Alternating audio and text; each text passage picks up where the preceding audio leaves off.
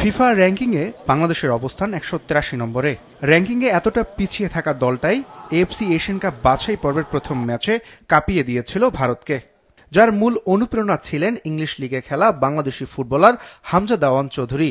এবার সেই হামজার সঙ্গে যোগ দেওয়ার কথা আছে কানাডা প্রবাসী সমিত সোমের। দুজনকে দেখা যেতে পারে বাছাই পর্বে সিঙ্গাপুরের বিপক্ষের ম্যাচে। তবে 10 জুনের এই ম্যাচের জন্য অনলাইনে টিকিটের দাম যাতে বাংলাদেশ ফুটবল ফেডারেশন নাগালের মধ্যে রাখে সেই অনুরোধ সাধারণ দর্শকদের। যে টিকিট ফি আছে ওইটা সর্বোচ্চ 200 থেকে 250 করতে পারে, কিন্তু বাংলাদেশের মানুষের জন্য 100 থেকে 150 রাখা ভালো, কারণ এই অনুযায়ী একটা অ্যাফোর্ডেবল টিকিট প্রাইসের কারণে হয়তো দর্শক সংখ্যাও বাড়তে পারে। আমাদের সাধারণ পাবলিকের জন্য 20 থেকে 50 টাকা, সর্বোচ্চ 100 টাকা হলে এটা পোষায়। সাধারণ পাবলিকের জন্য 50 টাকা হইলে ভালো হয়, 150 টাকা 200 টাকা হইলেও ভালো হয়। ম্যাচের প্রচারণা বাফুফে অবশ্য এখনও আনুষ্ঠানিকভাবে শুরু করেনি। টিকিট বিক্রি উপলক্ষে অনলাইনে একটি ওয়েবসাইট তৈরি করবে ফেডারেশন। অবশ্য এটাও এখনও আনুষ্ঠানিকভাবে জানায়নি বাফুফে।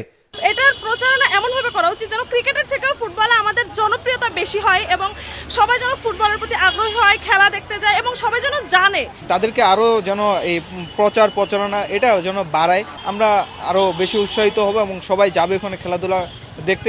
এটাই আমার বিশেষ করে ভালো লাগা। মাঠের পাশাপাশি টিভি ও অনলাইনেও দেখা যাবে এএফসি এশিয়ান কাপ বাছাই পর্বের এ ম্যাচ। তবে দর্শকদের আশা দেশের বিভিন্ন জায়গায় জায়ান্ট স্ক্রিনেও যাতে খেলা দেখানোর ব্যবস্থা রাখা হয়।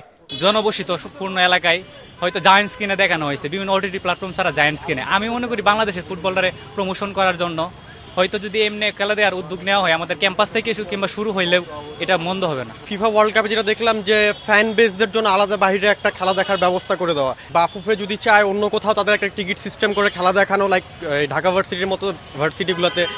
মানে এখন না ভাই, সত্যি কথা বলতে মানে টাকা দিয়েও না ভাই খেলা দেখার আসলে মানুষের ইচ্ছা হবে না। সিঙ্গাপুরের বিপক্ষে লড়াইয়ের আগে ঘরের মাঠে প্রস্তুতি ম্যাচ খেলবে বাংলাদেশ, প্রতিপক্ষ ভুটান। অবশ্য এটাও এখনো নিশ্চিতভাবে জানায়নি বাফুফে।